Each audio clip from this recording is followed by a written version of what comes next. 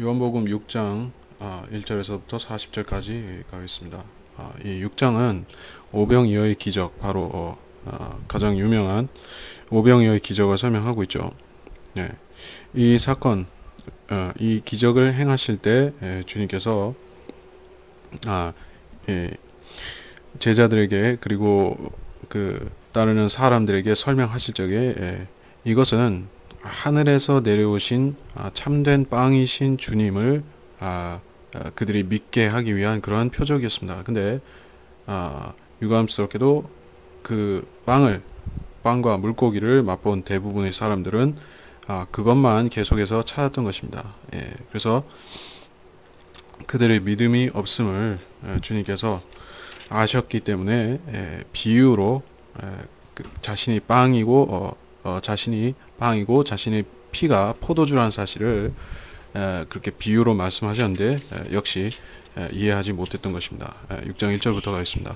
이런 일들 후에 예수께서는 티베리아 바다인 갈릴리 바다로 건너가시더라. 큰 무리가 그를 따라가니 이는 그들이 주께서 병자들에게 행하신 그의 기적들을 보았기 때문이라. 그리하여 예수께서 산에 올라가셔서 제자들과 더불어 거기에 앉으시더라.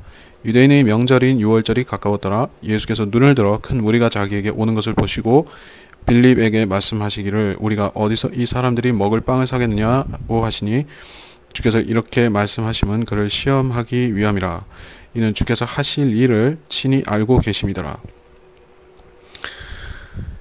티베리아 바다라는 이 바다는 갈릴리 바다, 킨네렛, 킨네롯, 게네사렛 이렇게 여러 가지 이름을 갖고 있습니다. 이 바다에서 주님께서 여러 가지 이적들을 나타내셨죠. 큰 무리가 그를 따라가니 병자들에게 행하신 기적을 보았기 때문이라. 병든 자들을 치유해 주시고 주님께서는 안식일에도 그 일을 행하셨었죠. 그 일을 행하시자 유대인들이 그를 죽이려고 한다. 그리고 그들이 주님을 따랐던 이유는 주님에게서 나오는 이적들, 행하시는 것들을 보고 거기서 어떤 유익을 얻고자 하는 그러한 생각들을 갖고 있었습니다. 그래서 오늘날에도 이적을 보기 위해서 교회를 찾는 사람들은 주로 그런 거짓 이적들이죠. 오늘날에는 거짓 이적들을 행하는 교회들이 있는데 그런 것을 찾아갑니다.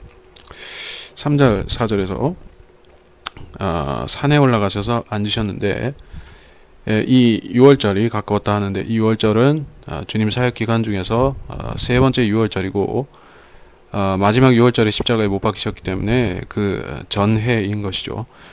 5절에서 6절 사이에 예수께서 눈을 들어 무리가 자기에게 오는 걸 보시고 자 빌립에게 물으신 이 질문은 그의 믿음을 시험해 보려는 그런 질문이었습니다. 근데 대부분의 사람들은 이 제자 빌립과 같이 대답할 수밖에 없습니다. 왜냐하면 사람은 우리가 예수 그리스도를 믿고 구원을 받았다 하는 것은 분명히 주님께서 주신 그런 초자연적인 믿음, 하나님으로부터 온 믿음을 받아서 우리가 주님을 구주로 고백하고 믿게 되었던 것은 사실입니다. 그런데 우리가 생활의 모든 면들에서 우리가 그러한 믿음을 유지하고 살 수 있다면 우리의 생애가 굉장한 그런 능력을 행사할 수 있는 생애가 되겠죠. 복음의 능력, 또 진리를 증거할 수 있는 능력을 갖추는 생애가 되겠지만 실질적으로 그렇게 사는 사람들은 매우 극소수인 것입니다. 대부분은 이 빌립처럼 주님께서 시험하시면은 대부분 함량 미달로 드러나게 되는 것이죠. 더군다나 이때 빌립은 거듭나서 하나님의 아들이 된 빌립도 아니죠. 종으로서 사역자로서 섬기는데 어쨌든 오늘날에도 사역자들은 빌립의 수준을 넘어선다는 것은 굉장히 소수의 사람들입니다. 그래서 주께서 이렇게 말씀하시면 그를 시험하기 위함이라. 그리고 하실 일을 친히 알고 계십니다. 주님께서는 자신이 하실 일들을 미리 알고 행하셨습니다. 왜냐하면 주님께서는 전지하신 분, 과거, 현재, 미래에 대해서 그러한 구속 받으시는 분이 아니라 하나님으로서 미래를 미리 아시기 때문에 어떤 일을 행해야 되는지, 어떤 일을 행하실 것인지 모두 알고 계시는 것입니다. 그래서 빌립이 주께 대답하기를 각자가 조금씩 먹는다 해도 200데나리온어치 빵으로도 부족하리다. 제자 중 한 사람인 시몬 베드로의 형제 안드레가 주께 말씀드리기를 여기 한 소년이 보리빵 5덩어리와 작은 물고기 2마리를 가지고 있나이다. 그러나 이것들이 이처럼 많은 사람에게 얼마나 되겠나이까 라고 하더라. 예수께서 말씀하시기를 사람들을 앉게 하라고 하시니 그 자리에는 풀이 많더라. 사람들이 앉으니 그 수가 약 5,000명이더라. 예수께서 빵을 가지고 감사드리신 후 제자들에게 나눠주시니 제자들이 앉아있는 사람들에게 나눠주더라. 또 물고기도 같은 방법으로 그들이 원하는 만큼 나눠주더라. 그들이 배부르게 먹은 후에 주께서 제자들에게 말씀하시기를 남은 조각들을 한데 모으고 아무것도 버리는 것이 없게 하라고 하시더라. 그리하여 그들이 한데 모으니 보리빵 5덩어리로 먹고 남은 조각들이 12광주리를 채우니라. 그때 예수께서 행하신 기적을 본 그 사람들이 이분은 참으로 세상에 오셔야 할 그 선지자시라고 말하더라.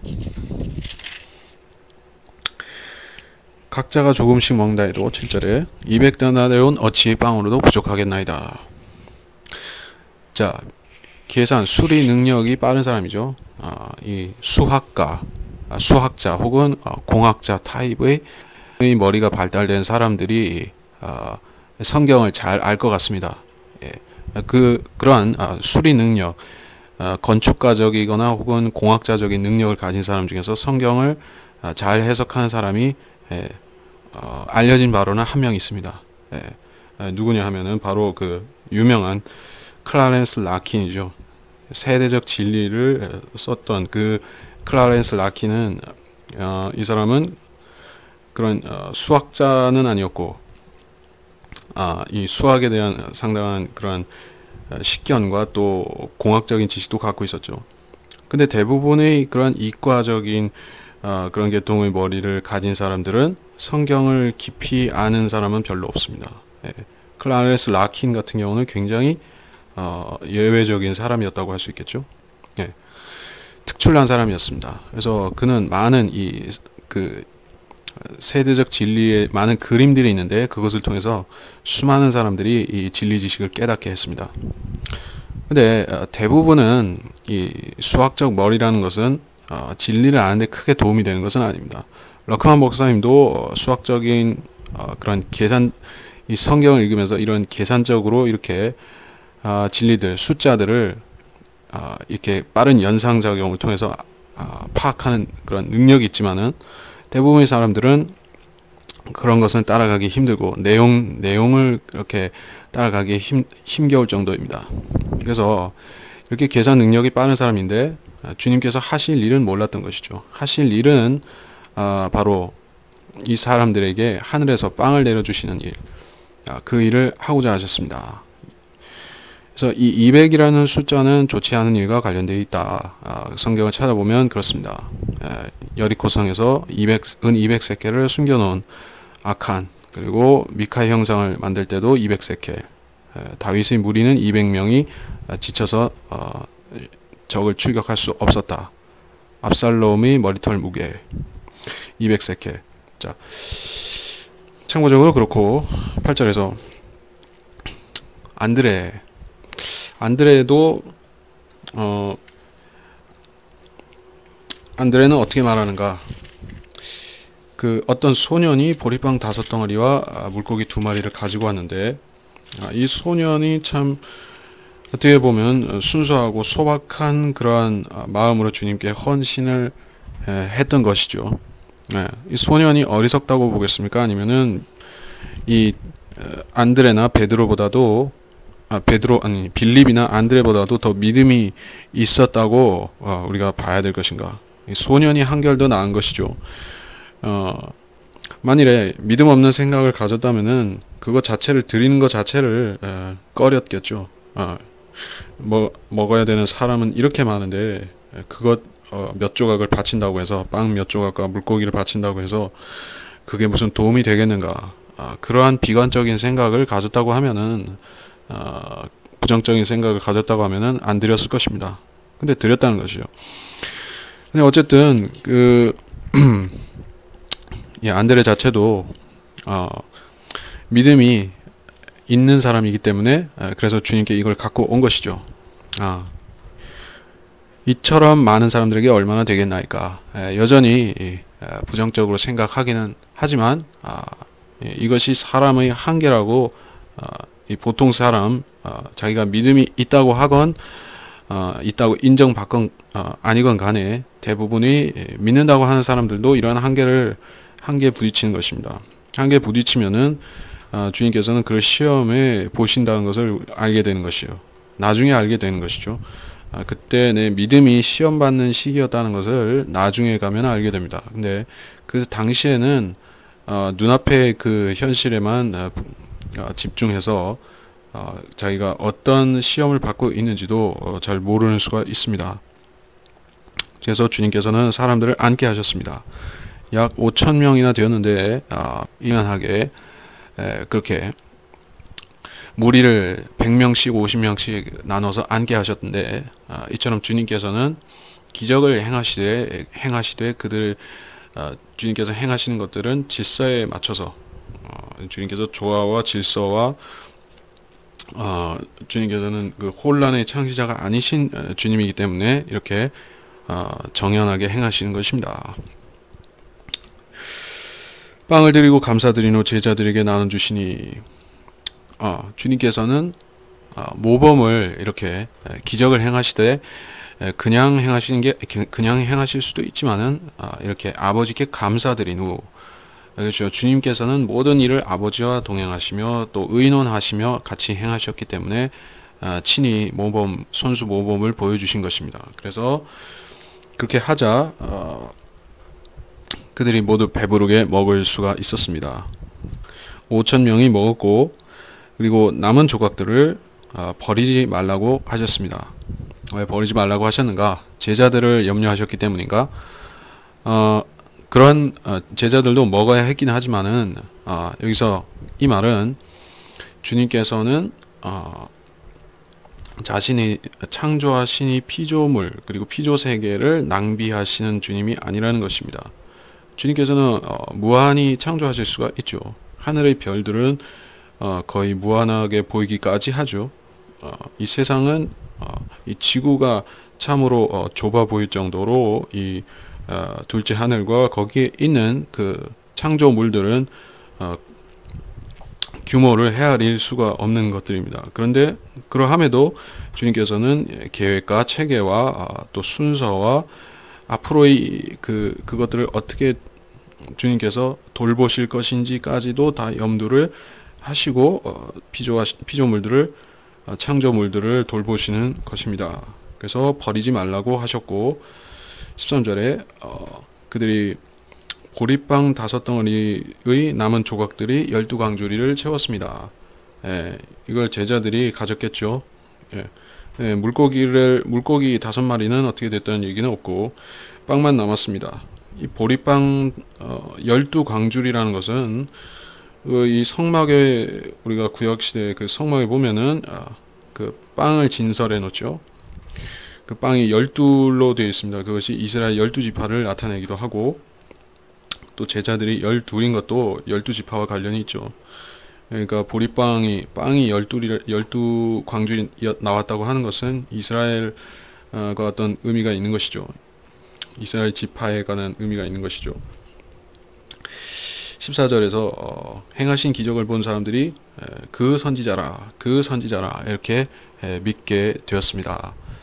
이것은 신명기 18장 15절에서 모세가 앞으로 나와 같은 선지자가 올 것이다. 그러면 너희는 그의 말을 들으라. 이렇게 이스라엘 백성에게 가르쳤던 그 선지자인데 그 선지자가 바로 오시기로 약속된 그 메시아였던 것입니다. 근데 이 사람들은 그렇게 말하면서 14절처럼 말하면서 엉뚱한 짓을 하려고 마음을 품은 것입니다. 어떤 것인가? 15절에 그러므로 예수께서는 그들이 와서 자기를 억지로 데려다가 왕으로 세울 줄 아시고 혼자서 다시 산으로 가시니라. 저녁 때가 되어 제자들이 바다로 내려가서 배를 타고 카퍼나움을 향하여 바다를 건너가는데 날이 이미 어두워졌으나 예수께서는 아직 그들에게로 오시지 아니하더라. 바다에 강풍이 불므로 파도가 일더라. 그때 그들이 노를 저어 25 내지 30 스타디온쯤 갔을 때 예수께서 바다 위로 걸어서 배로 다가오시는 것을 보고 두려워하더라. 그러나 주께서 말씀하시기를 나니 두려워 말라고 하시더라.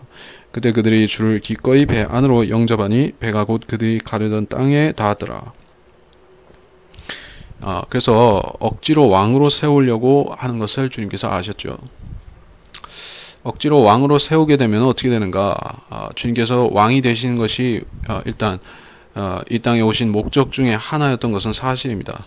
근데 순서가 주님께서는 먼저 십자가에서 잡혀서 고난받으시고 십자가에서 죽으시고 그래서 죽었다 부활하심으로 인해서 이 인류의 죄를 대속하시는 그 일을 완성하셔야만 되는 것이었습니다. 그렇게 한 뒤에야 비로소 주님께서는 왕이 되실 수가 있는 것입니다. 만일에 사도행전 2장과 3장, 2장, 3장, 4장 뭐 이런 부분에서 이스라엘 백성들이 메시아를 못 박은 죄를 뉘우치고 그들이 믿기로 했다고 하면 주님께서는 그 당시에 다시 오셔서 이 땅을 통치하실 수도 있었습니다. 근데 주님께서는 주님의 장중에는 이 교회 시대에 이방인들의 구원에 대한 계획도 있으셨기 때문에 그렇게 안 되게 하시고 지금까지 2000년 AD 2000년이 되기까지 이렇게 시대를 연장시켜 놓으신 것입니다. 자, 그래서 주님께서는 아직 왕이 되실 수가 없는 것이었죠. 근데 이 사람들은 주님을 왕으로 삼으려고 했습니다. 그리고 게다가 그들의 동기는 불순한 것이었죠. 그들은 주님께서 메시아이신 것을 믿고 그래서 주님의 의와 주님의 공의와 주님의 그런 진리를 사모해서 주님을 섬기려고 한 것이 아닙니다. 그들은 빵을 계속해서 얻기를 원했는데 육신의 빵을 말하는 것이죠. 그래서 그들은 자기들의 그러한 먹는 문제를 해결해 줄 수 있는 그러한 존재로서 주님을 왕으로 삼으려고 했다 하는 것입니다. 그러니까 주님께서 그들에게 더 이상 빵을 주시지 않는다고 하면 그들은 언제든지 주님을 버리고 떠날 그런 사람들인 것입니다. 그런 자들에게 자신을 의탁하실 리가 없는 것이 바로 주님이기 때문에 주님께서는 그들의 억지로 하려는 그거를 미리 아시고 떠나신 것입니다. 산으로 가셨죠. 그래서 제자들에게 바로 오시지 않았고 제자들은 먼저 바다를 건너가게끔 하셨습니다. 주님께서는 따로 떨어져 있는 산에 올라가셔서 기도하셨다. 마태복음 14장 22절 23절에 그렇게 기록되어 있습니다. 그래서 이것은 하나의 모형적인 그런 예표인데 교회 시대에 주님께서는 높은 산에 따로 떨어져 있는 높은 산에 계시죠. 하늘에 있는 시온산에서 셋째 하늘 지성소에 들어가셔서 거기서 우리를 위해 중보하신다. 이렇게 되어 있습니다. 그리고 그런데 주님께서 내려오셔서 이 바다를 건너오신다는 그 장면이 바로 주님께서 재림하시는 그것과 관련이 있습니다.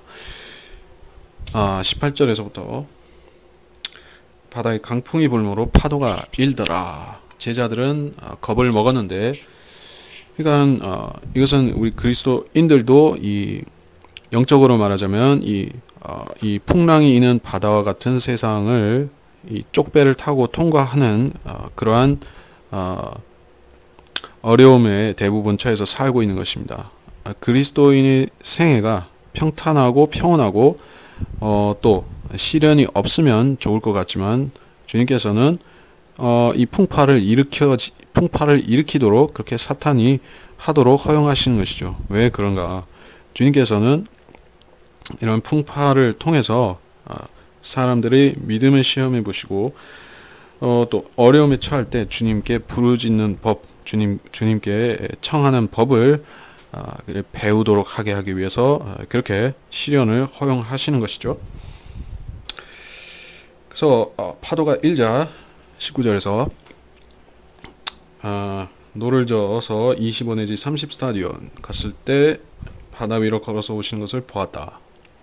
주님께서 바다를 걸어서 오신 이유 우리가 어떻게 생각하고 어떻게 받아들여야 되는가? 주님께서 초자연적인 이적들을 행하신 것들 중에서 무엇이 가장 놀라운 이적이냐? 우리가 굳이 묻는다고 하면은 이것이 가장 놀라운 이적들 중에 하나인 것이죠. 주님께서는 이 일을 행하신 직후에 이 풍랑을 꾸짖어서 또 그걸 잠잠케 하시고,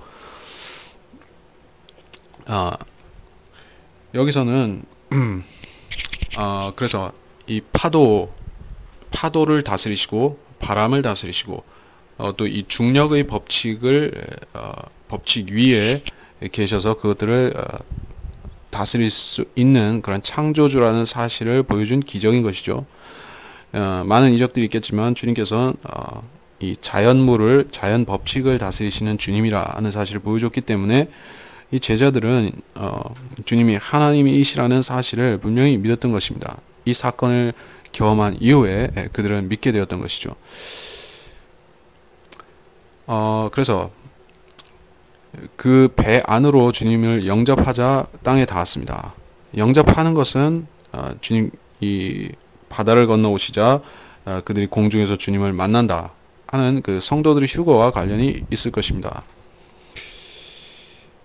22절부터 그 다음날 바다 건너편에 서 있던 무리가 제자들이 탔던 배 한 척 외에는 다른 배가 없었던 것과 또 예수께서 제자들과 함께 그 배로 가시지 않고 제자들만 떠난 것을 보았는데, 그럼에도 불구하고 다른 배들이 티베리아로부터 주께서 감사드리신 후 그들이 빵을 먹었던 곳으로 가까이 온지라. 그러므로 무리가 예수나 제자들이 그곳에 없는 것을 보고 그들도 배를 타고 예수를 찾으러 카퍼나움으로 갔더라. 그들이 바다 건너편에서 주를 만나 말하기를 라피어 언제 여기에 오셨나이까 라고 하니, 예수께서 그들에게 대답하여 말씀하시기를 진실로 진실로 내가 너희에게 말하노니 너희가 나를 찾는 것은 기적들을 보았기 때문이 아니라 빵을 먹고 배부른 까닭이라. 썩는 음식을 위하여 일하지 말고 영생에 이르는 음식을 위하여 일하라. 인자가 너희에게 그것을 주리니 이는 아버지 하나님께서 그를 인치셨기 때문이라고 하시더라. 그들이 주께 말씀드리기를 우리가 하나님의 일들을 하려면 무엇을 해야 되리까 라고 하니, 예수께서 대답하여 그들에게 말씀하시기를 이것이 하나님의 일이니 즉 그분이 보내신 이를 너희가 믿는 것이라고 하시니라. 그래서 주님께서는 그 다음날 주님을 찾아온 그 사람들을 만나셨을 적에 이 설교를 하셨습니다. 그들이 실족할 것을 알면서 말씀하셨죠. 왜냐하면 이 사람들이 실족해야만 되는 것이죠. 주님의 이적을 보았으면서 주님께서 초자연적인 오병이어의 기적은 그것도 바다를 거신 것과 마찬가지로 초자연적인 이적인 것이죠. 이런 것을 보고도 주님께서 하나님이신 것을 못 믿는다고 하면은 그 사람들은 실족하게 되는 것이 당연합니다. 그래서 그렇게 허용하신 것이에요. 어떻게 이 왕으로 세우고자 했던 사람들이 주님을 찾아왔습니다. 주님께서 홀로 산으로 가셨고 제자들만 배를 타고 갔는데 주님께서 제자들과 함께 계시니까 이들은 물었던 것이에요. 라삐 언제 여기에 오셨나이까? 언제 여기에 오셨나이까? 그들은 주님께서 산으로 올라가신 것을 아는데 건너편에 계시니까 그렇게 물었습니다. 너희에게 말하노니 너희가 나를 찾는 것은 기적들을 보았기 때문이 아니라 빵을 먹고 배부른 까닭이라. 빵, 육신의 빵. 주님께서 만들어 주신 주님께서 그 물고기 2마리와 빵 5조각으로 만드신 그 만찬도 그 5,000명이 먹었던 만찬도 또 육신의 빵이었습니다. 그래서 이 사람들은 그 빵을 계속 먹기를 원하기 때문에 주님을 찾는 것입니다. 이것이 이 죄인들, 이 시대에도 대부분 믿음으로 주님을 아버지라 부르고 또 성령으로 이 속사람이 이 성령으로 인해서 하나님의 아들이 된 사람, 그 사람들은 하늘에서 온 빵을 구하는 것이죠. 하늘에서 온 빵이 있는데 그것이 바로 아버지의 말씀과 또 말씀 하나님이신 분께서 우리 안에 성령으로 계신 그분, 우리 안에 계신 주 예수 그리스도, 그거를 믿는 것이 그 분을 믿고 우리가 그분을 통해서 생명을 얻고 풍성히 얻는 것이 바로 하늘에서 온 빵을 우리가 먹고 누리는 것입니다. 근데 그것을 하기를 원하지 않고 육신의 빵을 구하면 어떻게 되는가? 그건 믿음을 가질 수가 없게 되는 것이요. 그러니까 이 주님 당시에 이 기적을 보았던 사람들이 믿지 못했던 것과 똑같이 육신의 빵을 구하는 사람들도 믿음을 잃어버리는 것입니다.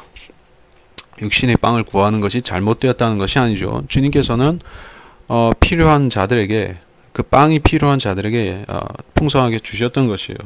풍성하게 주셨으면은 이들은 그 주신 주님께 감사할 뿐 아니라 주님께서 하시는 말씀에 귀 기울여야 되는 것인데, 이들은 귀 기울여 들으려고 한 것이 아닙니다. 자기들의 생각, 그 생각이 무엇인가? 이 과거의 역사에 일어났던 사건들을 비교해서 비슷한 것을 맞춰보려고 하는 것이죠. 인간은 모든 것을 경험으로 판단하려고 하는데, 이 경험을 다른 말로 하자면은 역사가 되겠죠. 그래서 이스라엘의 구약 시대의 역사, 구약 성경에 기록된 그 일을 주님께서 이 광야 생활 40년 동안에 있었던 그 일을 하나의 되풀이해서 보여주신 것이다. 이렇게 생각을 하는 것이죠. 사실은 그 이적을 행한 것은 모세가 아니었고 하나님께서 행하신 이적이죠. 근데 모세보다도 더 위대한 이가 위대하시니 주님께서 그 일을 행하셨다 하는 것을 깨달았으면 되는데, 그들은 그 생각의 함정이죠. 모세가 더 위대하다고 생각합니다. 기본적으로 모세가 더 위대하고 주님께서는 모세를 이어서 나타난 하나의 계승한 하나의 선지자 정도로 생각하기 때문에 이들은 문제가 있는 것입니다. 주님을 신뢰하지 않는 것이에요. 그래서 썩는 음식을 위해 일하지 말고 영생에 이르는 음식을 위해 일하라. 영생에 이르는 음식, 자, 그것은 인자가 너에게 그것을 주리니 이는 아버지 하나님께서 그를 인치셨기 때문이라. 그것을 주리니인데 그 음식은 그것을 주는 분 자신입니다. 어떻게 이럴 수가 있는가? 주님께서 주님의 살과 피를 어떻게 살아계신 분이 사람들에게 주실 수가 있는가? 이것은 영적인 교리고 영적인 말씀인 것이죠. 그래서 사람의 실제로 그 살과 피를 먹고 마시라는 얘기를 한 것이 아닌데, 자, 이제 이 사람들은 그렇게 생각하고 마는 것이죠. 우리가 하나님의 일들을 하려면 무엇을 해야 되리까? 이게 사람들의 생각, 인간들의 생각에서는 하나님의 일들을 하기 위해서는 신학교를 나와야 된다고 생각을 합니다. 그리고 어떤 사람들, 종교인들과 친분을 가진다든지 연관이 있어서, 아니면 목사 집안에 태어났다든지 뭐 이런 식으로 혈과 육을 관련시켜서 생각을 합니다. 그렇지 않으면은 하나님 일을 할 수 없다고 생각하는데, 하나님의 일은 그렇게 복잡한 것이 아니에요. 많은 그러한 전제 조건들이 필요한 일이 아닙니다. 무엇이 필요한 것인가? 그분이 보내신 이를 너희가 믿는 것이라. 그분이 보내신 이 예수 그리스도를 믿는 것이 하나님의 일입니다. 믿는 것이 일이라는 말이 이해가 되는가? 이 구약 시대에 율법을 지켜서 자기 의를 유지하고 그래서 의인으로 인정받아야지 구원을 받을 수가 있었던 사람들이 구약 성도이죠. 그들도 은혜가 있었지만 율법도 지켜야 했습니다. 그러한 사람들에게 있어서 믿는 것이 곧 일이라고 하는 것은 잘 이해가 안 가는 말일 것입니다. 근데 주님께서는 이제 하나의 시대, 구약 시대와 신약이 바뀌는 그러한 중간에 서서 이 말씀을 하시는 것입니다. 이제 주님께서 십자가에 못 박혀 죽으시고 시대가 바뀌면 더 이상 사람들은 율법을 지켜서 구원받지는 못하는 것입니다. 이 신약 시대 동안에는 그렇게 되지 않는 것이에요. 그래서 주님께서는 어떤 의를 10계명의 율법들을 지키라고 하신 것이 아니라 믿는 것이 곧 일이라. 너희가 그를 믿는 것, 나를 믿는 것이 곧 의로운 그 수만 가지 의를 행하는 일보다도 더 나은 한 가지 일이다. 이렇게 말씀하신 것입니다. 30절에서 우리가 무슨 표적을 보고 주님을 믿겠나이까? 이렇게 묻습니다. 근데 이게 참으로 어리석으면서 딱한 말일 수밖에 없는 것이 이 5천 명의 사람들에게 보여주신 그 기적은 공계리에 행하신 것들이죠. 주님께서 마술처럼 그렇게 행하신 것이 아닙니다. 그 사람들은 눈으로 보면서도 믿기지가 않았을 것입니다. 눈으로 보면서도 그 오병이어가 5천 명의 식탁으로 변신하는 것을 보면서도 믿어지지가 않았을 것이에요. 그래서 자기들이 먹은 것이 실제 빵인지 아닌지 갸우뚱했을 것입니다. 근데 먹고 보니 배가 불렀죠. 배가 부른 거 보니까는 실제 빵인 것을 알았습니다. 그러면 그때 감사해야 되는데 감사가 아니라 욕심이 벌컥 발동해서 주님을 붙잡아 놓으려는 생각을 했습니다. 자기들한테 붙잡아 놓으려는 것이죠. 사실은 이 왕으로 삼으려고 했다는 것도 좋게 말해서 그런 것이고, 어떤 명분을 붙여서든 간에 주님을 자기들 옆에 붙들어 놓고 계속해서 빵을 주시는 그런 분으로 남겨 놓으려고 했던 그런 욕심이 더 작용을 했을 것입니다. 만약 이들이 진지하게 예수 그리스도를 메시아로 받아들일 그런 생각이 있었다고 하면은 그런 유치한 방법으로 주님을 왕으로 삼으려고 했지 않았을 것이죠. 이들은 주님의 제자가 되어야지 마땅한 것이죠. 그러니까 주님께서는 그들에게 제자가 되라고 요구하시지도 않았지만 이 사람들은 그렇게 할 생각도 없었습니다. 그저 주님을 옆에 붙들어 놓으려고 했던 것이죠. 근데 이런 사람들이 하나님의 일을 묻고 있습니다. 그러니 이들이 하나님의 일을 할 생각이 있는 사람들인가? 그걸 우리가 확인하는 것입니다. 이 사람들은 표적을 요구했는데 모세의 표적을 비교해서 말하고 있습니다. 주께서 하늘로부터 그들에게 빵을 주시어 먹게 하셨도다. 우리 조상은 광야에서 만나를 먹었나이다. 만나를 먹었나이다. 이 사건이야 구약에 여러 번 기록되었고 출애굽기 16장 4절을 비롯해서 시편 78장 24절, 시편 105장 40절 등등에서 이 사건을 기록하고 있고 이것은 하나의 그 대환란 때 있을 일들의 예표가 되기도 하는 사건이고 끝나버린 기적이 아닙니다. 이 만나라는 것은 상징적인 음식이 아니죠. 실제로 그거는 빵이죠. 구워 먹을 수도 끓여 먹을 수도 있고 빵으로 만들어서 먹을 수도 있고 뭐 어쨌든 여러 가지 방법으로 먹을 수 있는 이 음식이었죠. 그리고 그것은 썩기도 했습니다. 근데 모세가 언약궤에 넣은 그 만나 항아리는 안 썩었죠. 그러니까 이것도 기적적인 음식이면서 실제 음식인 것이에요. 그래서 이 만나의 이적을 그들은 즉시 떠올렸던 것입니다. 이스라엘 사람이라면은 당연히 떠올리게 되겠죠. 32절 그때 예수께서 말씀하시기를 모세가 하늘에서 그 빵을 너에게 준 것이 아니다. 나의 아버지께서 하늘에서 참된 빵을 너에게 주신다. 자, 모세가 하늘에서 그 빵을 내려 너에게 준 것이 아니다 했습니다. 자, 이게 무슨 말인지 이해가 가느냐? 이 사람들은 만나를 생각하고 있는데 이 주님께서는 그 빵을 얘기하세요. 그 빵은 만나가 아닙니다. 하늘에서 그 빵, 예수 그리스도를 너에게 준 것이 아니다. 이 말을 하고 있는 것이죠. 나의 아버지께서 하늘에서 참된 빵이 그 빵이죠. 예수 그리스도. 그걸 내려서 너에게 주시나니. 자, 이게 깨닫는 사람한테는 분명한 진리인 것이죠. 그 빵이 무슨 빵인지, 참된 빵이 어떤 빵인지. 그것은 만나가 아니고 그런 평범한 빵이 아닌 것입니다. 33절에서 이는 하나님의 빵은 하늘에서 내려와 세상에 생명을 주는 분이기 때문이니라. 자, 이제 이 그 빵, 참된 빵, 하나님의 빵. 이 빵은 같은 빵이에요. 예수 그리스도 자신이죠. 예수 그리스도의 어떤 사상을 말하는 것이 아닙니다. 예수 그리스도의 어떤 철학을 말하는 것이 아니에요. 예수 그리스도의 종교도 아니에요. 이것은 예수 그리스도 자체, 살과 피와 뼈를 가지셨던 그 예수 그리스도라는 인자 자체를 빵이라고 하신 것이에요. 그분을 믿는다는 것은 그분을 먹고 마시는 것과 같이 완전히 한 몸이 되어서 공유하는 것입니다. 그분이 내 안에 들어오고 내가 그분 안에 들어가고 이런 관계가 되는 것이 예수 그리스도를 믿는다는 것입니다. 근데 이 사람들이 그 말을 이해하는가? 34절에 그러자 그들이 주께 말씀드리기를 주여 이 빵을 우리에게 항상 주소서라고 하니 예수께서 그들에게 말씀하시기를 내가 생명의 빵이니라.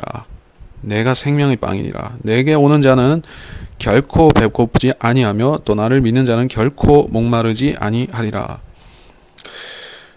그러나 내가 너희에게 말하기를 너희가 나를 보고서도 믿지 않느니라고 했느니라.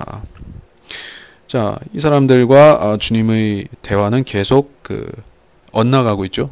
그 사람들은 계속해서 육신의 빵을 구하고 주님께서는 자신을 빵으로 말씀하시는 것이요.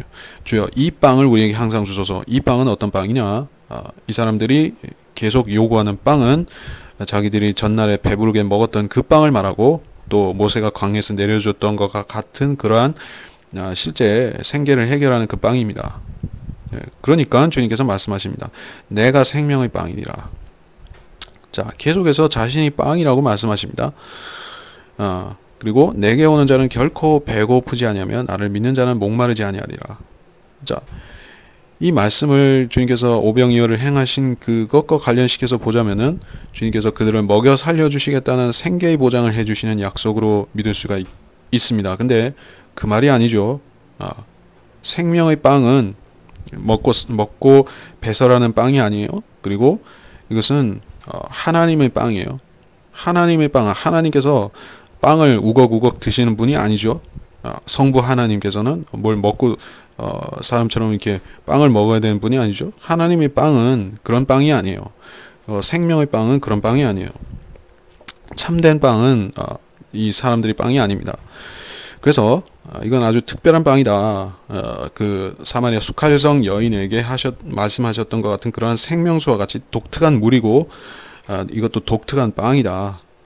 그것은 주님 자신을 예표하는 것입니다. 나를 믿는 자는 결코 목마르지 아니하리라. 내게 오는 자는 했고 나를 믿는 자는 이라고 했습니다. 자, 여기 먹는다고 말씀 안 하셨죠? 먹지 않아도 주님께 오기만 해도 그리고 주님을 믿기만 해도 배고프지 않고 목마르지 아니하리라. 자, 이건 의미가 분명해지는 것이죠. 주님께서 실제 빵을 주셔서 그들을 먹여 살려주신다는 얘기가 아니죠. 주님께 오면 주님을 믿으면 그가 영적으로 배고프지 않고 영적으로 목마르지 않을 것이다. 그들이 구원을 받을 것이다. 그 말씀을 하고 계신 것이죠. 그렇게 분명히 이해가 되는데 이 사람들은 이해를 하지 못합니다. 36절에서 너희가 나를 보고서도 믿지 않느니라. 보고서도 믿지 않느니라. 자, 이것이 비참한 현실입니다. 그 당시에서도 사람들은 주님께서 행하시는 일들을 보고도 깨닫지 못했고 보고도 믿을 수 없었습니다. 왜냐? 그들은 믿을 마음이 없었던 것이죠. 믿음이 없었던 것이죠. 믿음이 없는 사람은 참으로 불행한 사람입니다. 믿음은 그 사람 안에는 원래 믿으려고 노력은 할지라도 온전히 그것이 믿음이 되려면 하나님께서 그것을 인쳐 주셔야 되는 것이죠. 어떻게 사람의 믿음이 온전해질 수가 있습니까? 우리가 어떻게 하나님을 신뢰할 수가 있습니까? 그것은 하나님께서 그가 하나님께 구하면 하나님께서 그런 믿음을 주신다는 것이에요. 근데 이들은 믿음을 구한 것이 아니라 이 배를 채울 그런 양식을 계속 구하고 있는 것이에요. 그러니까 그들은 믿음을 받지 못한 것입니다. 37절에 아버지께서 내게 주시는 자는 다 내게로 올 것이요 또 내게 오는 자는 내가 결코 내어 쫓지 아니하리라. 이는 내가 하늘에서 내려온 것은 내 자신이 뜻을 행하려는 것이 아니요 나를 보내신 분의 뜻을 행하려는 것임이라. 이것이 나를 보내신 아버지의 뜻이니 그분께서 내게 주신 모든 사람을 하나도 잃지 않고 마지막 날에 다시 살리는 것이라. 또 이것이 나를 보내신 분의 뜻이니 아들을 보고 그를 믿는 사람은 누구나 영생을 얻게 하는 것이라. 그리고 내가 그를 마지막 날에 살리리라고 하시더라. 아버지께서 내게 주시는 자는 다 내게로 온다. 자, 이게 아버지께서 주시는 자가 주님께서 예수 그리스도와 의논하지 않고 아버지께서 결정하셔서 통보하셨단 말이냐, 이런 뜻이 아닙니다. 아버지께서 내게 주시는 자는 예수 그리스도도 알고 아버지도 아는 자예요. 어떻게 예수 그리스도께서 아는 자를 아버지한테서 받으시는가? 아버지와 아들은 순서적으로는 아버지께서 결제하시고 아들은 수행하시는 것이요. 이 삼위일체의 체계 순서도는 그렇게 되어 있습니다. 그리고 아버지께서 아들에게 시키시면 아들은 성령의 능력으로 그걸 행하시는 것이요. 자, 이게 동등한 삼위일체 안에서 일어나는 그러한 일들의 순서입니다. 그러니까 이것은 아버지께서 태초에 결정하신 일을 아들이 집행한다는 얘기가 아니에요. 아버지께서 내게 주신다고 했지 아버지께서 태초에 결정하셨다는 말씀은 안 하셨습니다. 그래서 그들이 주님께로 오는데 이 오는 사람들은 일단 상당히 이 복을 받은 사람들이죠. 주님께 나올 수 있는 사람. 주님께 나올 수도 없는 사람도 있었죠. 비참한 사람도 있었죠. 마음이 병이 든 사람들. 바리새인들과 같은 사람들은 주님께 두 다리가 멀쩡했음에도 불구하고 나올 수 없었습니다. 반면에 문둥병자들과 안진뱅이들과 또 혈루병 걸린 여인과 또 이 여러 가지 비참하고 어려운 사람들은 주님 앞에 힘써 나왔던 것이에요. 그러면 아버지께서 내게 주시는 자는 자기 마음을 열고 이 구세주를 찾는 마음으로 주님 앞에 나오는 모든 사람들이었던 것이죠. 그래서 오는 자는 결코 내어 쫓지 아니하리라 말씀하셨습니다. 근데 오는 자는 내어 쫓지 않지만은 스스로 떠나는 자는 주님께서 이렇게 보내셨던 것을 우리가 알 수가 있습니다. 그래서 우리 시대의 구원에 적용하자면은 주님께 저를 구원해 주시라고 간절히 구하면서 예수 그리스도의 피를 믿는다고 하면서 주님 앞에 나오는 사람, 진지하게 진심으로 자기 죄를 주님께 맡겨드리고 구원받기를 원하며 나오는 사람, 그러한 죄인은 주님께서 받아주신다는 것이죠. 구원을 해주신다는 것을 알 수가 있습니다. 내어 쫓지 아니하리라 하셨기 때문에 자, 이게 의미를 분명히 이해해야겠죠. 아버지께서 내게 주시는 자가 주님께 왔는데 주님께서 내어 쫓으실 수 있겠는가?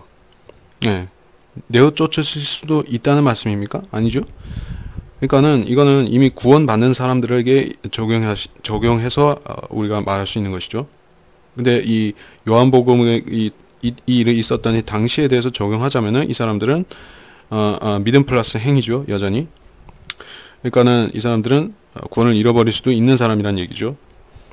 그러니까 주님께서는 온 사람은 내어 쫓지 않지만은 실족하고 떨어져 나간 사람은 놔두신다는 얘기예요. 자, 이것이 이 시대적인 그 시대의 경륜에 관한 것이고 우리 시대에는 떨어져 나가지 않습니다. 38절에 내 자신의 뜻을 행하려는 것이 아니다. 나를 보내신 분의 뜻을 행하려는 것입니다. 자, 이게 삼위일체가 일하시는 순서가 그렇다고 했습니다. 아버지께서는 결정하시고 아들은 행하십니다. 근데 아들이 능력이 떨어지는 것이 아니에요. 이것이 삼위일체 고유하게 일하시는 방식이다 하는 것을 우리가 알 수 있습니다.